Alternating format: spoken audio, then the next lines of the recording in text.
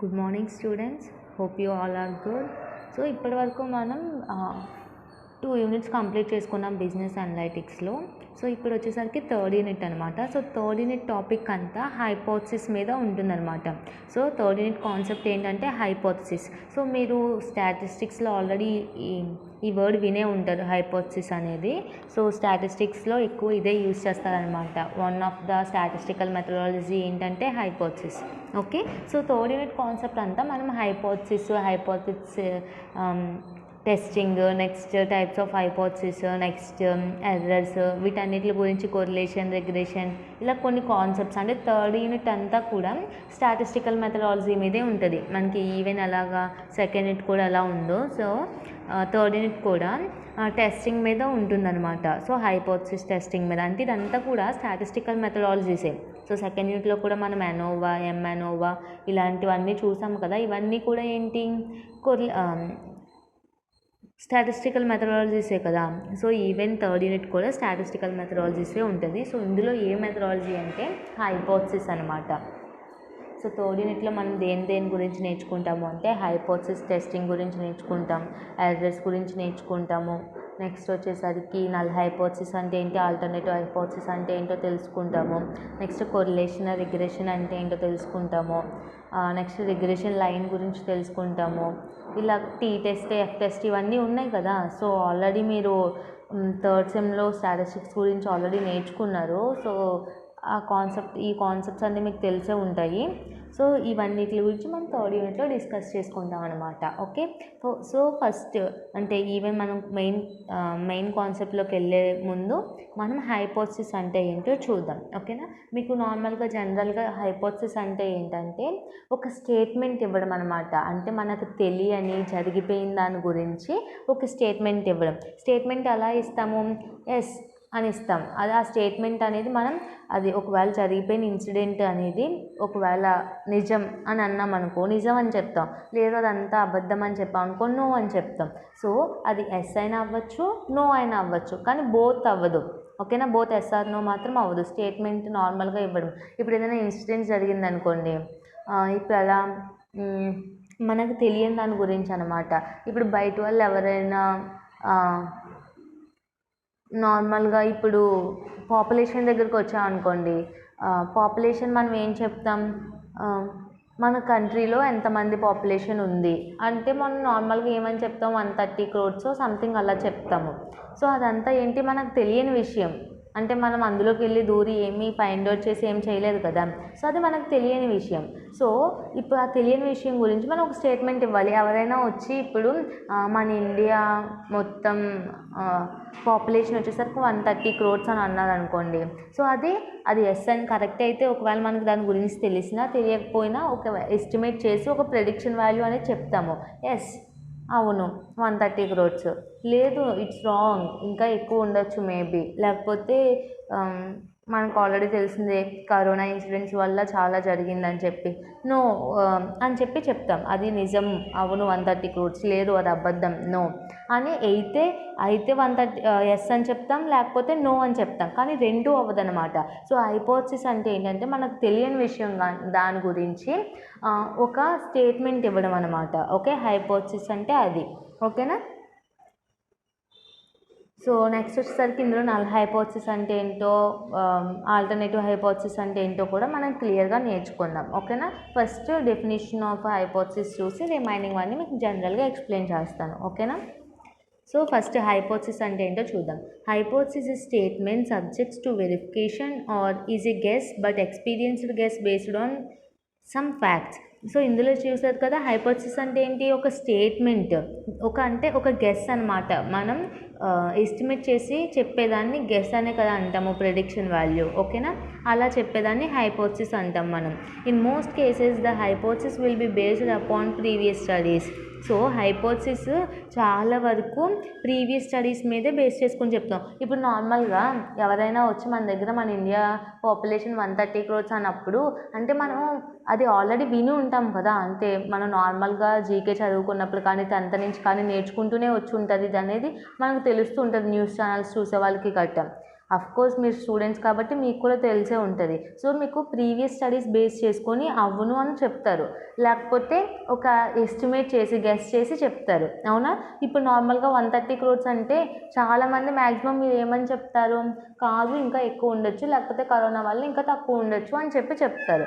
అవునా? ఇవన్నీ అలా బేస్ అయి ఉంటున్నాయి, ప్రీవియస్ స్టడీస్ మీద బేస్ అయి ఉంటున్నాయి. అసలు నార్మల్గా అయితే ఎడ్యుకేటెడ్ పీపుల్ కాకుండా నార్మల్గా ఉన్న వాళ్ళు అయితే వాళ్ళు ఏమంటారు, ఇప్పుడు ఎవరి దగ్గరికన్నా వెళ్ళి మనం మన ఇండియా పాపులేషన్ 130 crores అని అనుకున్న వాళ్ళకి తెలుస్తుందా, ఉంటే ఉండొచ్చండి లేకపోతే లేదు అని చెప్తారు వాళ్ళు, ఎందుకంటే వాళ్ళకి తెలియదు కదా. సో అది సమ్ టైమ్స్ గెస్ అవుతుంది, సమ్ టైమ్స్ ఏమో అది ప్రీవియస్ స్టడీస్ మీద బేస్ అయి ఉంటుంది అనమాట. ఓకేనా?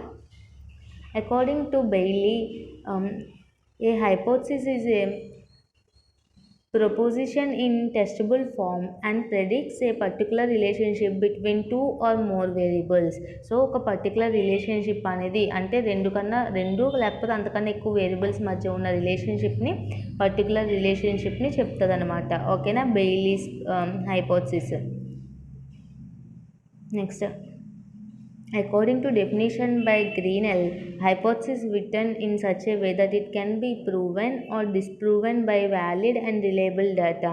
సో గ్రీనెల్ అనే సైంటిస్ట్ ఏం చెప్తున్నారు, హైపోథసిస్ అనేది ఏంటంటే అది ప్రూవ్ అయినా ఉండాలి, లేకపోతే ప్రూవ్ చేయలేకపోవడం కూడా అయ్యి ఉండాలి. ఓకేనా? అలాంటి డేటా కూడా మనం చెప్పగలం. ఓకేనా? అంటే ప్రతిదీ మనం ప్రూవ్ చేయలేం కదా.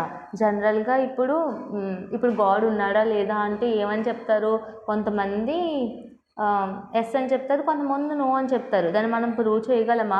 ఇప్పుడు ఉన్నారని ప్రూవ్ చేయలేం. మనం ఉన్నారని చెప్పామనుకోండి, ఉన్నారని ప్రూవ్ చేయలేం. అలా అని లేరు అని అన్నారనుకోండి, లేరని కూడా మనం ప్రూవ్ చేయలేం. అవునా?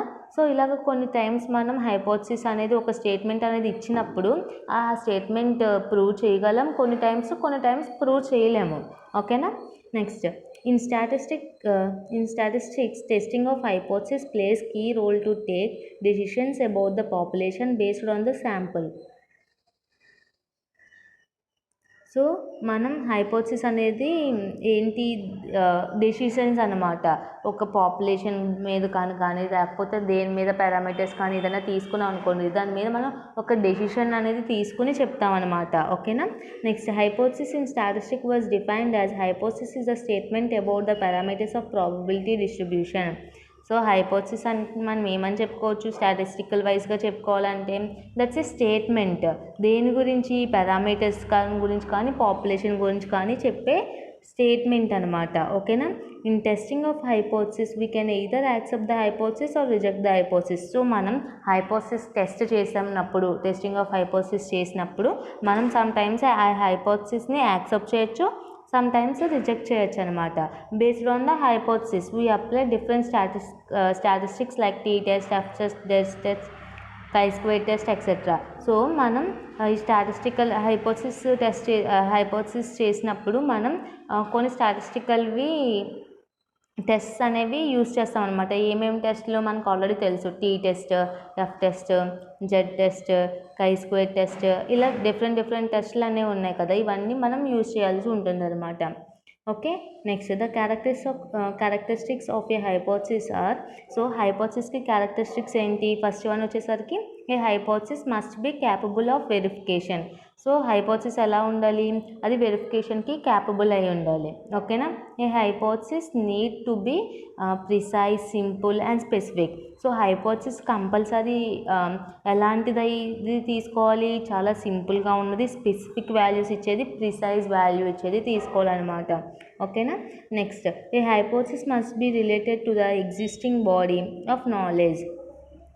సో అది ఎలా ఉండాలి, ఆ హైపోథసిస్ అనేది ఒక ఎగ్జిస్టింగ్ బాడీకి రిలేటెడ్ అయి ఉండాలన్నమాట. అంటే ఇప్పుడు ఆల్రెడీ జరిగిపోయిన దాని గురించి కదా మనం హైపోథసిస్ గురించి చెప్పేది. సో జరిగిపోయిన దాని గురించి మనం ఒక టెస్టింగ్, అది ఎలా ఉండాలి, కంపల్సరీ అది అయిపోయి ఉండాలి. లేదు నేను ఇమాజినరీ పార్ట్ తీసుకొచ్చి అది అయిపోయింది అనుకుని ఊహించుకుని దాని గురించి నువ్వు ఒక ఎస్టిమేట్ చేయంటే ఇది అవ్వదు. ఓకేనా? సో ఇది హైపోథసిస్ అంటే. So next, so hypothesis testing procedure ఏంటో మనం చూద్దాం. ఓకేనా? సో మీకు ఇప్పుడు హైపోథసిస్ అంటే ఏంటో అర్థమైంది కదా. ఒకవేళ ఆల్రెడీ జరిగిపోయిన దాని గురించి మనం ఒక ఈ స్టేట్మెంట్ ఇవ్వడం, either it is yes or no అని చెప్పి ఒక స్టేట్మెంట్ ఇవ్వడాన్ని హైపోథసిస్ అంటారు. నేను మీకు ఆల్రెడీ చెప్పాను నల్ హైపోథసిస్, ఆల్టర్నేట్ హైపోథసిస్ అని 2 టైప్స్ ఆఫ్ హైపోథసిస్ ఉన్నాయని చెప్పి. సో నల్ హైపోథసిస్ అంటే ఏంటంటే, ఫర్ ఎగ్జాంపుల్ ఏదైనా హైపోథసిస్ తీసుకున్నాం అనుకోండి. ఇప్పుడు నార్మల్గా ఇప్పుడు బైక్ కొన్నాం అనుకోండి, ఏదైనా ఒక స్కూటీ అది ఏమైనా కొన్నాం అనుకోండి. సో స్కూటీ కొన్నప్పుడు మైలేజ్ ఎంత అని అడుగుతాం. వాడు మైలేజ్ ఒక 60 అని చెప్పాడు అనుకోండి. సో 60 అదేంటి మనం క్లెయిమ్ కింద తీసుకుంటాం. అంటే అది అవును 60 ఇస్తుంది అని చెప్పి తీసుకుంటాం.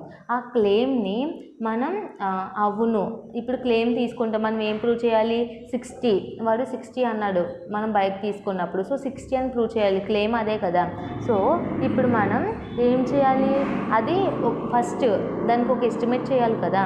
అంటే అవును అది 60 ఇస్తుంది అని చెప్పి నమ్మి మనం అది ప్రూవ్ చేయగలిగాం అనుకోండి, దాన్ని నల్ హైపోథసిస్ అంటాం. లేదు అని చెప్పి నో అని చెప్పి తీసుకునేదాన్ని ఆల్టర్నేటివ్ హైపోథసిస్ అంటాం. ఓకేనా? అర్థమైందా? నల్ హైపోథసిస్ అంటే ఏంటంటే ఎస్ అని చెప్పి తీసుకునేదాన్ని, ఏదైతే హైపోథసిస్ తీసుకున్నామో దానికి ఎస్ అని చెప్పి తీసుకునేదాన్ని నల్ హైపోథసిస్ అంటాం. లేదు నో అని చెప్పి తీసుకునేదాన్ని మనం ఆల్టర్నేటివ్ హైపోథసిస్ అని చెప్పి చెప్తాం. సో మళ్ళీ ఇంకొక ఫర్ ఎగ్జాంపుల్ ఇంకేమైనా తీసుకున్నాం అనుకోండి. ఇప్పుడు ఏదైనా మనం సమ్ ప్రూవ్ చేయాలనుకోండి. If there is any 2 variables, మనం 2 వేరియబుల్స్ ఉన్నాయి అని చెప్పి తీసుకున్నాం అనుకోండి. ఎస్ ఉన్నాయి, క్లెయిమ్ మనం ప్రూవ్ చేయాల్సింది ఏంటి? ఆ స్టేట్మెంట్స్లో 2 వేరియబుల్స్ ఉన్నాయని చెప్పి ప్రూవ్ చేయాలి. కాకపోతే అక్కడ మనకి అవును 2 వేరియబుల్స్ ఉన్నాయి అని చెప్పి మనం ఎస్యూమ్ చేసుకొని, అంటే ఫర్ ఎగ్జాంపుల్ తీసుకొని లాస్ట్కి 2 వేరియబుల్స్ అని చెప్పి ప్రూవ్ చేస్తాం. ఎస్ అని చెప్పి తీసుకునేదానికి నల్ హైపోథసిస్. నో అక్కడ 2 వేరియబుల్స్ లేవు అని చెప్పి లాస్ట్కి 2 వేరియబుల్స్ ఉన్నాయి అంటే మన ఎస్యూమింగ్ అది తప్పు. ఓకేనా? అని చెప్పి దిస్ ఈజ్ అ కాంట్రడిక్షన్ అని ప్రూవ్ చేస్తే కనుక అది నా ఆల్టర్నేటివ్ హైపోథసిస్. ఓకేనా?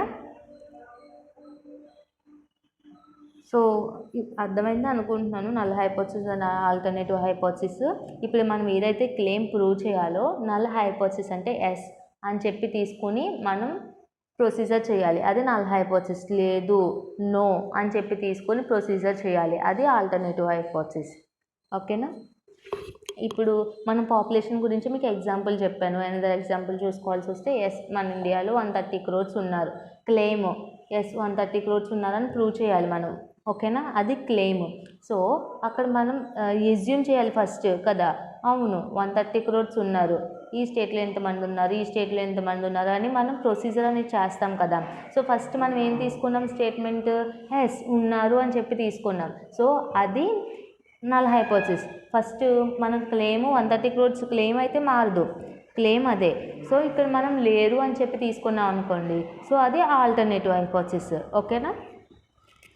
సో ఇప్పుడు ప్రొసీజర్ ఏంటో చూద్దాం. The following are the steps involved in testing of hypothesis. ఓకేనా? సో ఇవన్నీ కొన్ని స్టెప్స్ టెస్టింగ్ ఆఫ్ హైపోథసిస్లో. ఫస్ట్ స్టెప్ ఏంటో చూద్దాం.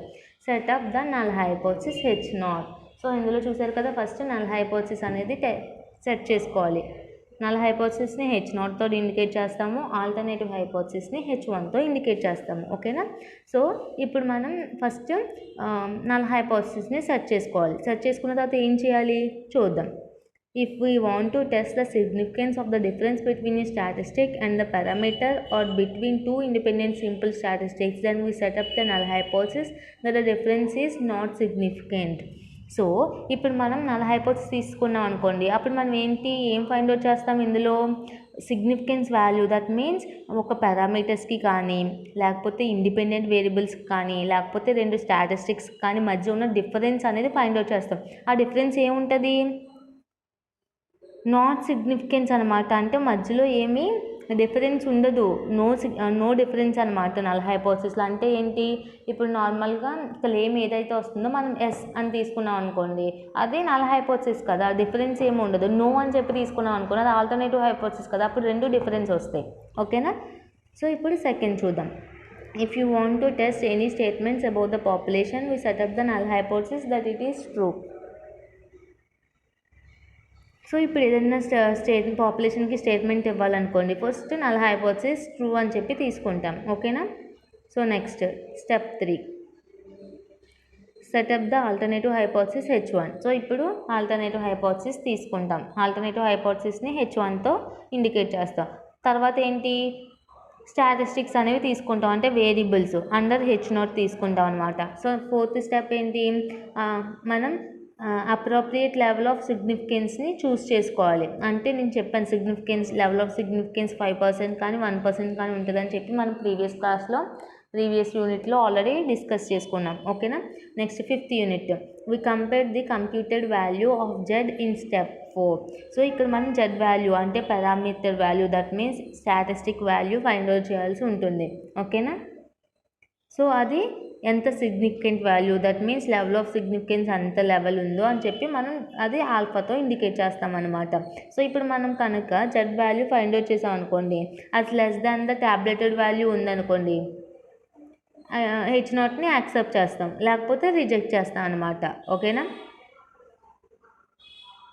సో ఇది testing of procedure, testing of hypothesis procedure అనమాట. సో హైపోథసిస్ అంటే ఏంటి, నల్ హైపోథసిస్ అంటే ఏంటి, ఆల్టర్నేటివ్ హైపోథసిస్ అంటే ఏంటో ఇది ఉంటుందన్నమాట.